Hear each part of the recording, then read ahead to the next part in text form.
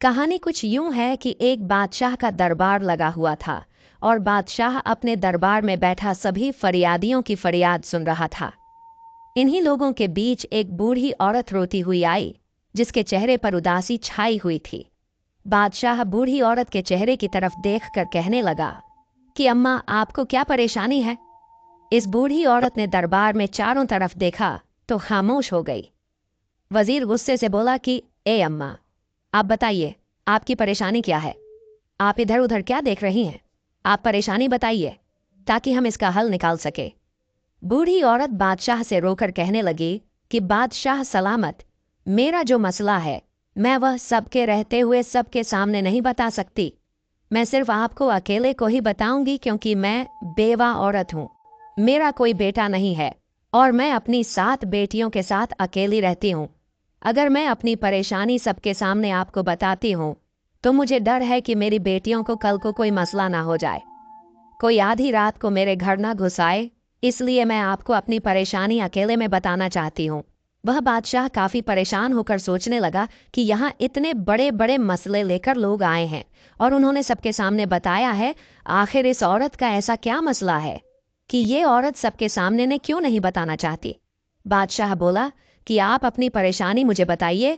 ये सारे आदमी मेरे भरोसे के आदमी हैं, आपको कोई भी नुकसान नहीं पहुंचाएगा। वह दुखी बूढ़ी औरत रोकर बोली कि नहीं बादशाह सलामत, नहीं, मैं आपको अकेले ही वह बात बताऊंगी। तो बादशाह उठ खड़ा होता है और कहता है कि इस औरत को मेरे कमरे में लेकर आओ ताकि ये बात मुझे अपनी बता सके। अब 2 सिपाही उस बूढ़ी औरत को बादशाह के कमरे में ले जाते हैं। बूढ़ी औरत जब अंदर आती है तो बादशाह उसे कहता है कि ए अम्मा, अब बताइए कि आपकी क्या परेशानी है। वह बूढ़ी औरत बादशाह के कदमों में गिरकर रोने लग जाती है। बादशाह कहता है कि अम्मा, आप मुझे बताइए कि आखिर बात क्या है। मेरा दिल बैठा जा रहा है कि ऐसी कौन सी बात है जिसके लिए आपने मुझे अकेले बुलाया, कि मैं यह हरगिज बर्दाश्त नहीं कर सकता कि मेरी बादशाहत में कोई इतनी दुखी औरत हो और मैं आपका दुख जानकर आपके दुखों पर मरहम ना रखूं। ऐसा हो ही नहीं सकता। आप मुझे अपना दुख बताइए। वह बूढ़ी औरत रोकर कहने लगी, बादशाह सलामत, मैं एक बेवा औरत हूँ। मेरे शौहर को वफात पाए अरसा गुजर चुका है और मेरा कोई बेटा नहीं है। मेरी 7 बेटियां हैं।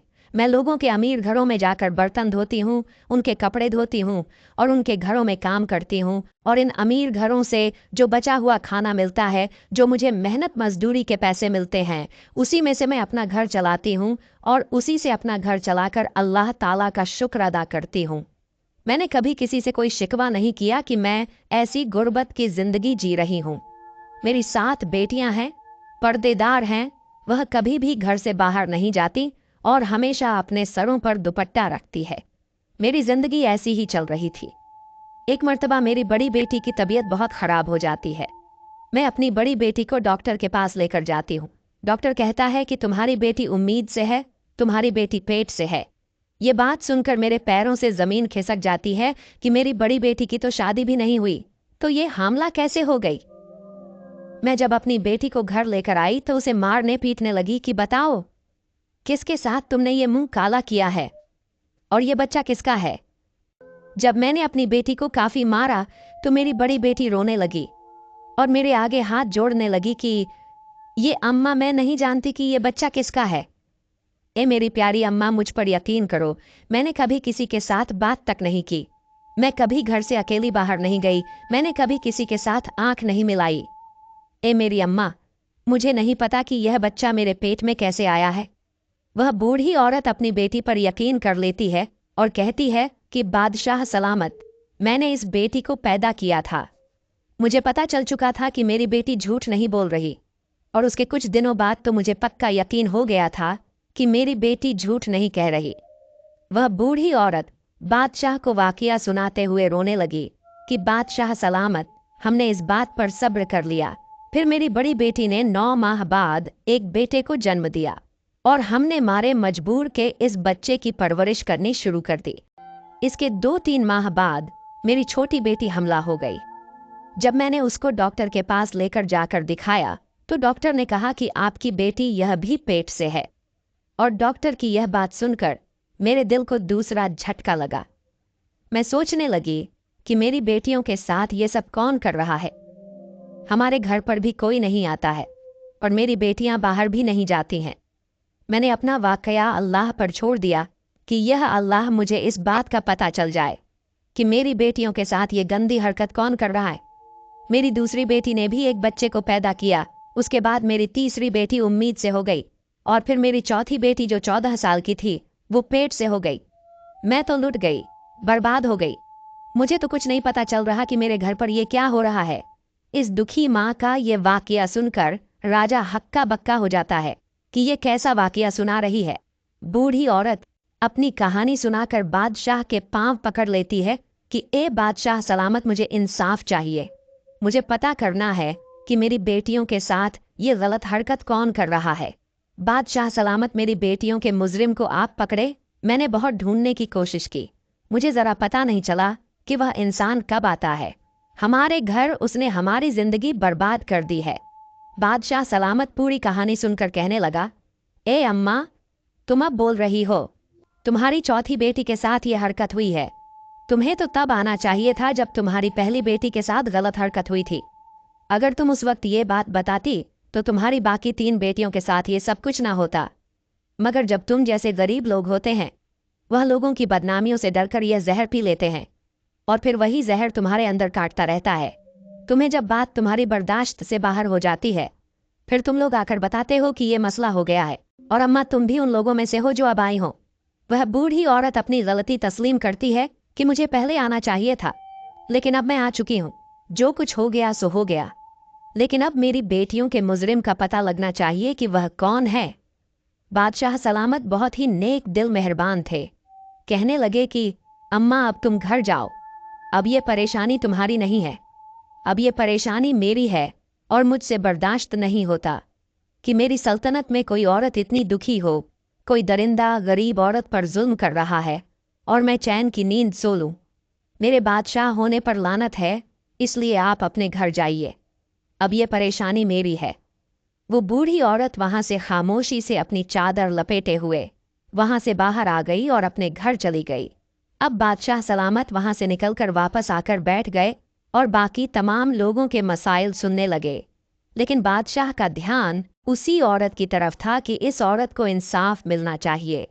बादशाह लोगों के मसाइल सुनकर जब फ्री होता है तो वह अपने कमरे में वजीर को बुलाता है। वजीर जब बादशाह के चेहरे पर आई परेशानी देखता है तो वह पूछता है, कैसी कौन सी बात बता कर गई है वह बूढ़ी औरत जिसकी वजह से आप इतने परेशान हो गए हैं। बादशाह कहने लगा कि मेरी सल्तनत में ऐसे ऐसे लोग हैं जो इतना बड़ा गुनाह करते हैं और यह भी नहीं सोचते कि उनका गुनाह जब हमारे सामने खुल गया तो हम उसको सख्त सजा देंगे। वजीर भी परेशान होकर बोला कि बादशाह सलामत, बता दीजिए कि क्या मामला है। फिर बादशाह सलामत इस वजीर को सारा वाकया बता देता है और कहता है कि कोई दरिंदा है जो इस औरत के घर पर दीमक की तरह लग गया है और इस दरिंदे शख्स का इतना मन बढ़ चुका है कि वह इस बेवा औरत की 4 बेटियों को इस दरिंदे ने हामिला कर दिया है और इस बूढ़ी औरत की 3 बेटियों को बच्चे पैदा हो चुके हैं और छोटी बेटी इसकी हमला है। इस बूढ़ी औरत की बाकी 3 बेटियों की इज्जत को भी खतरा है। हमें पता लगाना होगा कि इस बूढ़ी औरत के घर कौन आता है, किस वक्त आता है। इसके बाद बादशाह सलामत और वजीर सोचने लग जाते हैं कि इस बात का कैसे पता लगाया जाए। थोड़ी देर बाद वजीर कहता है कि ये बादशाह सलामत, मेरे मन में एक तरकीब आई है।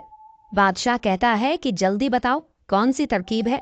वजीर कहता है कि ये बादशाह सलामत, दीवारों के भी कान होते हैं, इसीलिए मैं आपके कान में ये बात बताऊंगा। तो वजीर बादशाह सलामत के कान में कुछ कह देता है, यानी कोई तरकीब बताता है जो बादशाह सलामत को भी पसंद आ जाती है। इसके बाद वह वजीर एक बकरी लेकर इस बूढ़ी औरत के घर पर चला जाता है। रात के तकरीबन 9 बज रहे होते हैं। वजीर इस बूढ़ी औरत के घर चला आता है। बूढ़ी औरत वजीर को देखकर कहती है कि ए वजीर, आप इस वक्त मेरे घर पर क्या कर रहे हैं। वजीर बोला कि जो परेशानी आप बादशाह सलामत को बता कर आई है, इस बात से बादशाह सलामत बहुत ही परेशान है। बूढ़ी औरत बोली कि आपके हाथ में यह जो बकरी है, आप इसका क्या करोगे।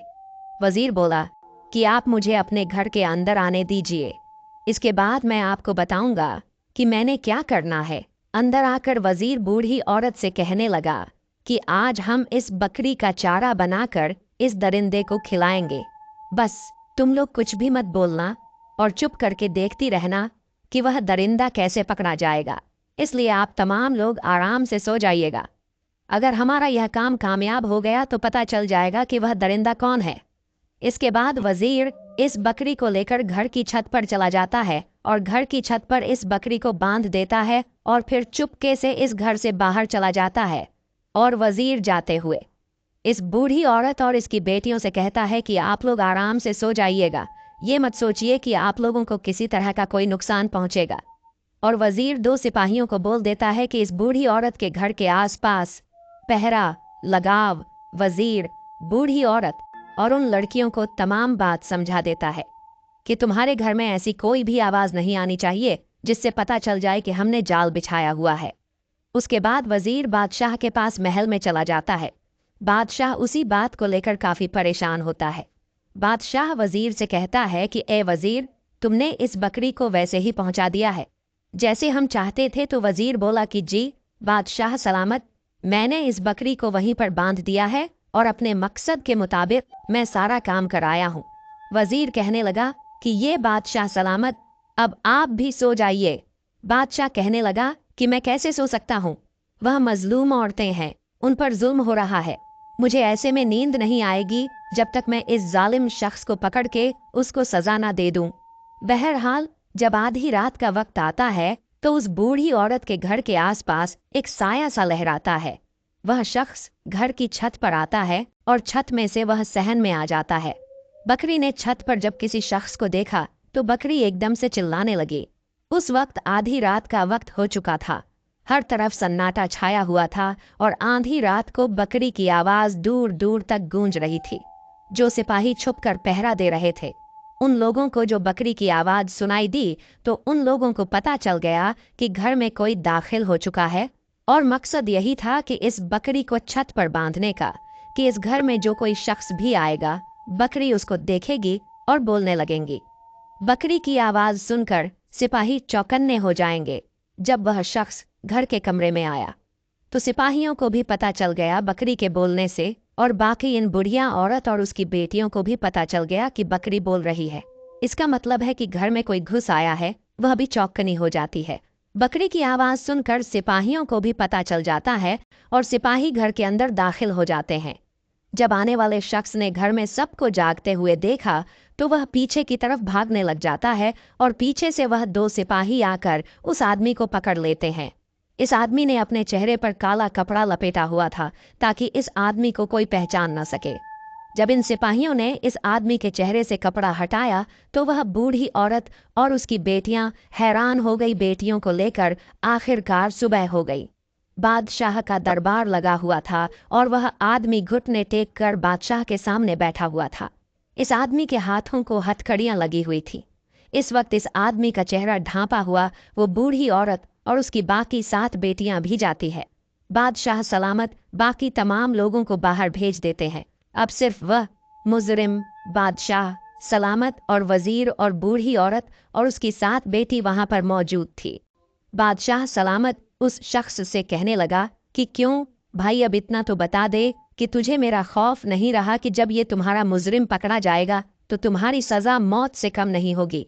बादशाह सलामत इन सिपाहियों से कहता है कि इस आदमी के चेहरे से नकाब हटाया जाए ताकि मैं भी तो देखूं कि मेरी सल्तनत में इतनी हिम्मत किसकी हो गई है जो इस मजबूर बूढ़ी औरत की 4 बेटियों को हमला कर दे। जब इसके चेहरे से नकाब हटता है तो वो बूढ़ी औरत करीब आकर उसके मुंह पर थूकती है और कहती है कि ए दरिंदे, इंसान, तुझे शर्म नहीं आई? मेरी बेटियां तेरी बेटियों के जैसी हैं। ये तेरी सगी भतीजा है।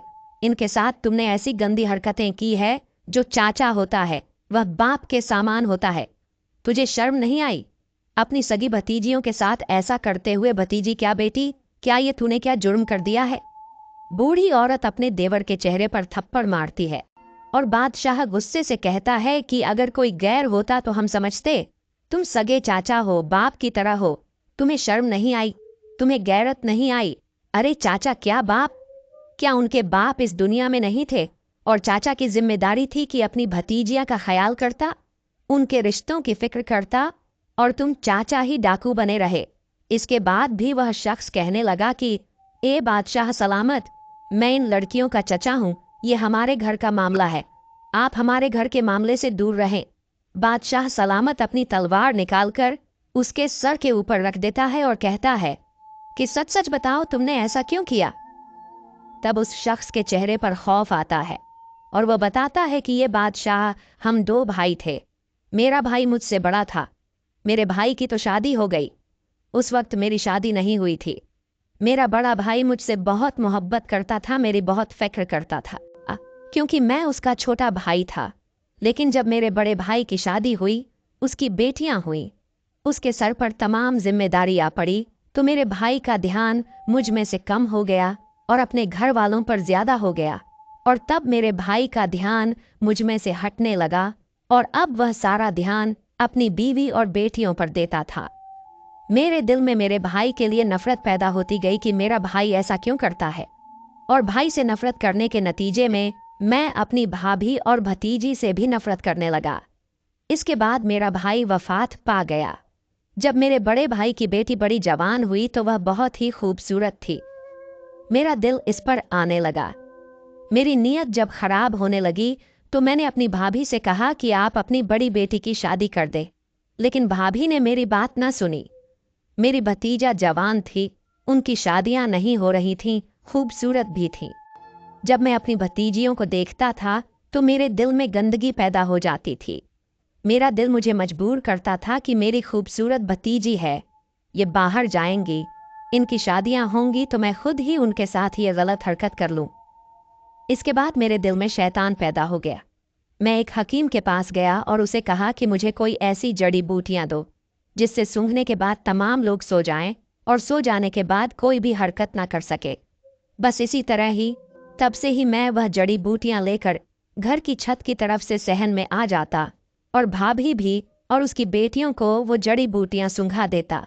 उनको सूंघने से वो 4-5 घंटों के लिए बेहोश हो जाती थी और जिसके साथ मैंने बदकारी करनी होती थी उसके साथ बदकारी कर लेता था और फिर उसको इसी हालत में छोड़ देता था। जैसे उसको पता ही न चले, उसको वैसे कपड़े पहना देता और फिर मैं घर वापस आ जाता। और जब मेरी भतीजी सुबह उठती थी तो उनको मालूम भी नहीं होता था कि उनके साथ क्या हुआ है, और यही काम मैं कई सालों से कर रहा था। लेकिन अगर मैं इस वक्त छत पर बकरी को देखकर समझ जाता कि यह बकरी मुझे चारा बनाने के लिए बांधी गई है तो मैं वापस चला जाता। मैंने सोचा कि मेरी भाभी ने दूध लेने के लिए यह बकरी खरीदी है और छत पर बांध रखी है। मैंने इस वक्त बकरी की तरफ ध्यान ही नहीं दिया, मेरा ध्यान तो बदकारी की तरफ था।